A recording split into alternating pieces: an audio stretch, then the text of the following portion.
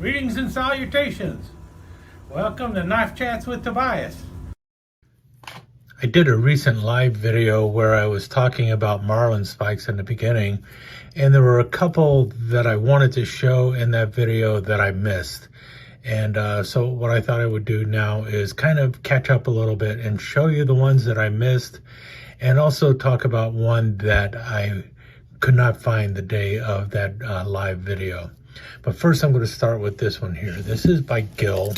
Gill is a company that makes maritime equipment and such. And this one is one of those really interesting Marlin spike knives to me. First of all, you got the red G10 handles on there. See Gill up there. You notice it is held together with torque screws, and the blade options in here are really kind of different.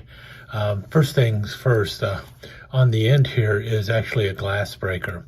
Now I added the key ring down here, but you can keep it out of the way, or when you go to smash the glass, you can remove it or whatever you need to do. But you can also just hit it, because when you're swinging down, the key ring's going to move out of the way whenever you try to break glass with it. I guess that's what I was trying to say here. And on the back side, you do have a Marlin spike, and not a bad one. Now, it does not lock. It does stop at the half stop. You can actually hold it like that if you need to, or whatever. Get it all the way out, put your thumb on there, and do some nice rope work with it and everything else. And then on the other side, you have the two blades.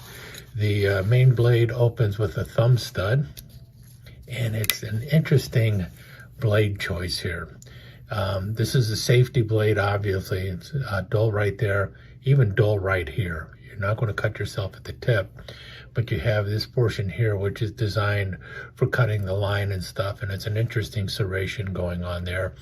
And I've seen this serration a lot with like seat belts and stuff, so this would work really well with seat belts, as well as any kind of line on your boat and such. And if you notice here, it is a liner lock. So we press down there and the blade will close. And then on the other side, you've got a really funky blade that has multiple options on it. First of all, you do have a screwdriver tip out here, little flathead screwdriver tip, which will also work on some Phillips head screws because of the shape here. So you might be able to loosen some Phillips screws with it, as well as flatheads. But you notice this portion here, that is another line cutter. You just pull it up against there, and that is for like a 1/4 inch line or something like that, which is interesting also down here, because you can see the bottle opener down here is also for like a 1/4 inch hex nut. You can actually use that to loosen little hex nuts and stuff. Plus, you also have your shackle key in the blade too. So multiple options on this blade. And also, again, a liner lock, which is pretty cool. And again, like I mentioned, that's a red G10 cover on those. This is really a pretty cool little Marlin spike knife. Now, this next one here was one that is very similar to the MS Limited XX knives, the ones that Case made up in Canada, but it has some significant differences to it. I have no idea who made this. I don't know if it was ever issued or anything like that. It is completely unmarked, but I saw it and I was like, man, I gotta grab that. One significant difference on there, though, is it is a slimmer built knife, as you can tell here. Notice it's definitely slimmer.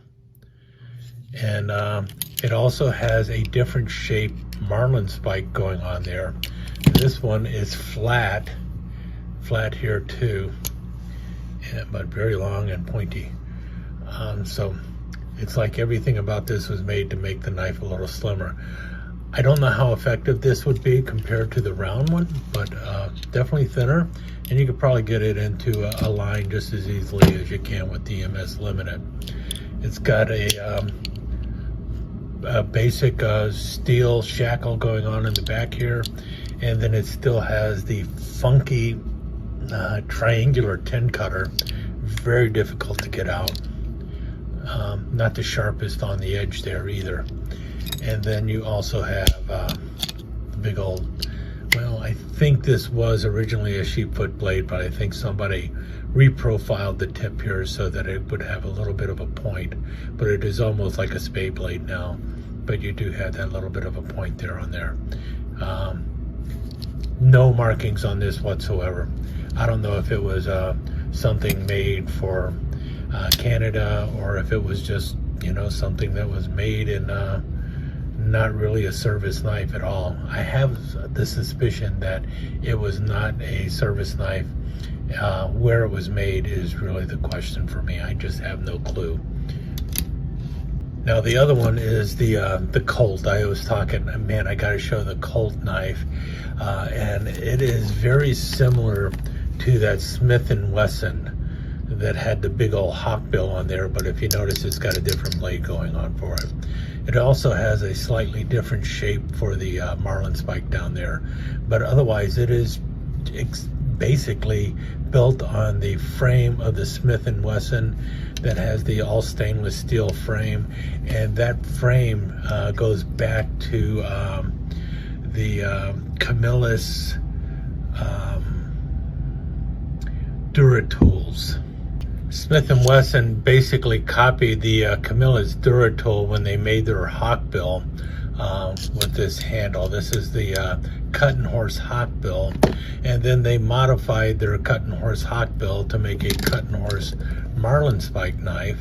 Well, basically, let's see here. The problem with the Smith & Wesson is the big old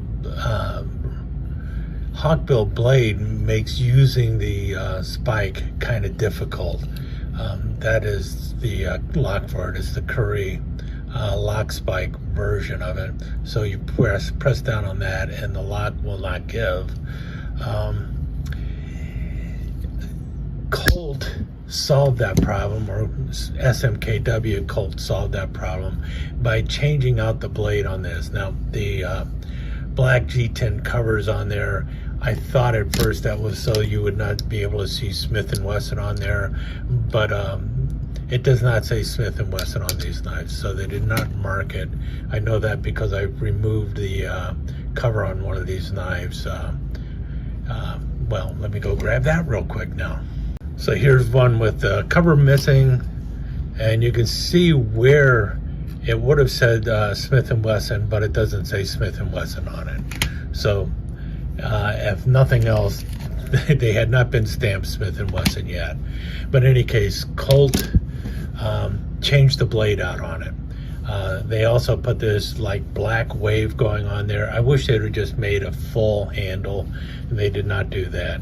You've got a cut through pull on there, or nail nick, but it does help get it out. Now this knife is also still being made. It's being made by Marbles now. You notice the sheepfoot blade there is got a nice strong spine, and then it's got a hollow grind going on with it, and you got this wedge up there on the front. So really nice blade. You could actually baton on this if you needed to, because it does have a pretty thick spine. You might break this here area. Now that is not going to work as a shackle key, and I don't think it was meant to be, but if you do have some smaller shackles, it will actually break those if you needed it to. But I think this is really just a nail nick on this knife. You do have the liner lock going on there, which is good. And then it's supposed to have a Curry lock spike on here. This is the Curry lock.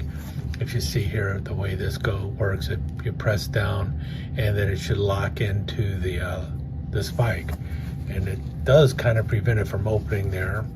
I don't know if this one is broke or what, but if you press down on it, it will lock the spike. Unfortunately, if you add more pressure on this and press down, it will release it, and it's not supposed to do that. I wonder if it works on the older version that I kind of messed around with. Where's it at? I wonder if it works on this one. No, this one is completely broken. Yeah, but this is supposed to lock, but it doesn't. So the spike lock doesn't work on the Colt. I don't know if it works on the Marbles or not, or it does not work properly on the Colt, I should say that. And I'm not sure if it works correctly on the Marbles or not.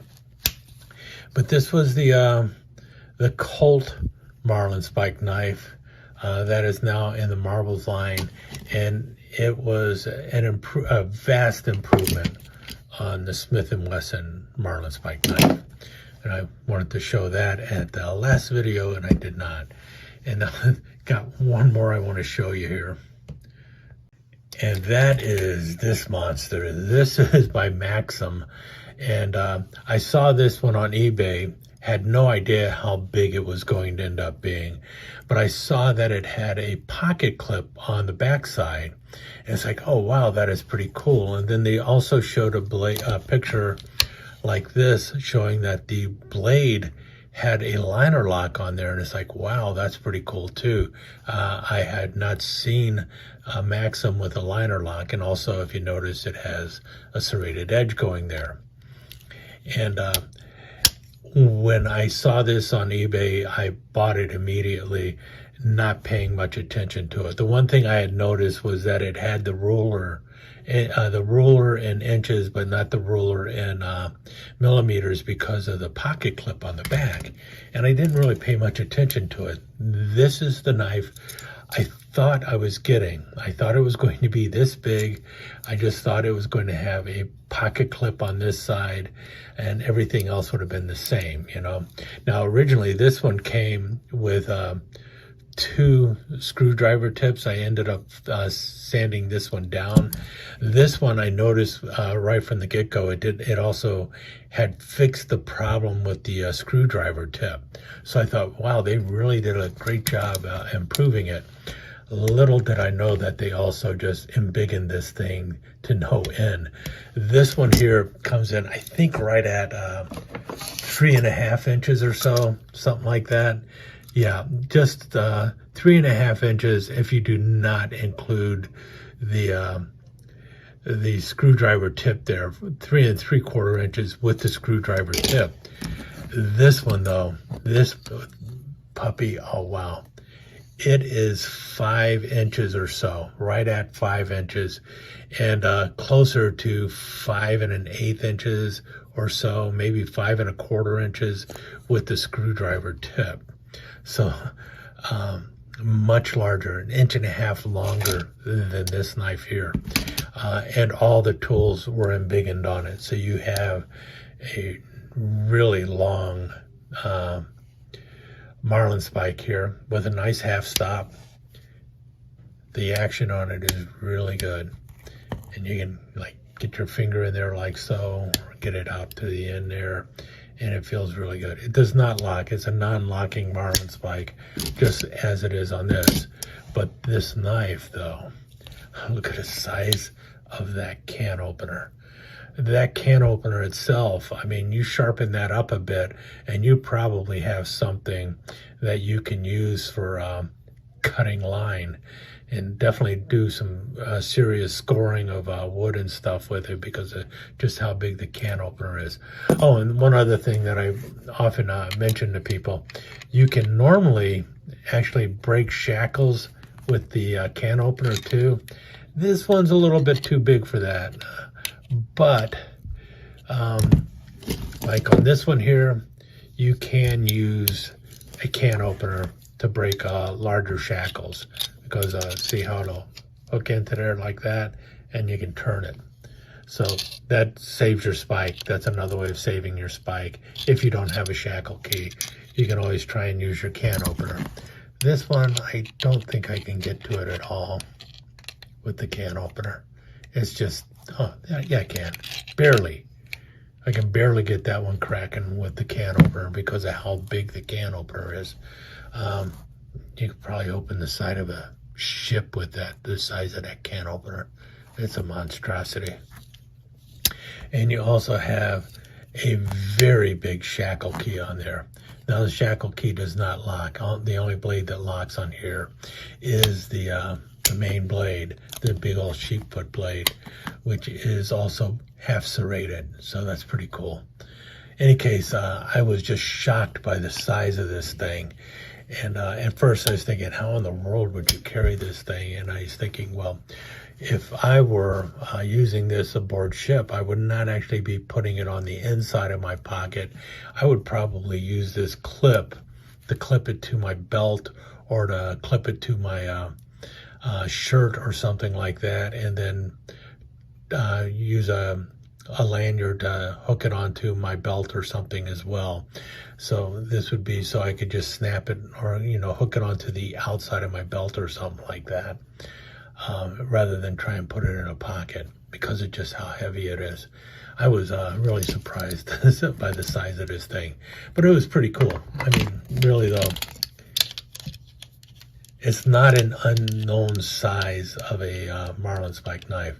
These are also like 5 inches, but this was just, when I saw it, it's like, wow, that is big. In any case, that was the other Marlin spike knives that I wanted to show you in that live a while back. Could not show them then, so I'm showing them now. Hope you enjoyed that. Talk to you again soon. Let me take just a second to thank you once again for dropping by and spending a few minutes here at Knife Chats with the Pious. I really do appreciate it, and I do appreciate any comments that you leave.